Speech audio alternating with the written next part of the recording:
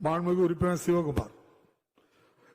கேள்வி கேட்கவங்களும் சுருக்கமா கேளுங்க, பதிலும் 10:30 நான் கேள்வி பதில் முடிக்கணும். மாண்புமிகு பேரவைத் தலைவர்களே, திருவண்ணாமலை மேல்மலையனூர் செல்வதற்கு அனைத்து விஐபிகள் செல்வதால் செஞ்சியில் பொதுப்பணித்துறை மூலமாக சுற்றுலா மலை அமைக்கப்படுமா?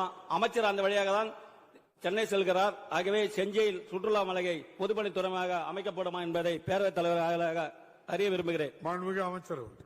மாண்புமிகு பேரவைத் தலைவர்களே, செஞ்சி என்பது எங்களுடைய பகுதியில் ஒரு புகழ்பெற்ற நகர். நாயக்க மன்னர்கள் எல்லாம் அங்கே தலைநகராக கொண்டு ஆண்டே செஞ்சி கோட்டை இன்றைக்கு இருக்கிறது.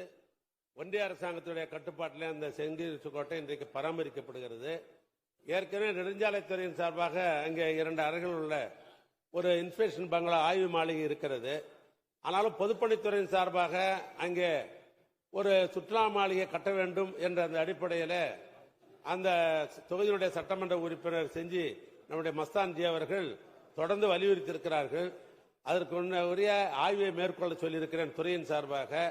எனவே 4 அறை உள்ள சாலை அறையை கட்டுவதா அல்லது 6 அறைகள் கொண்ட ஒரு சுற்றுலா மாலை கட்டுவதா என்ற அடிப்படையில் என் துறைக்கு நான் ஆணையிட்டிருக்கிறேன். அந்த திட்ட மதிப்பீடு வந்தவுடனேயே முதலமைச்சருடன் கலந்து பேசி அந்த கட்டாயத்தை உணர்ந்து அடுத்த நிதியாண்டிலே இதுக்கு முன்ன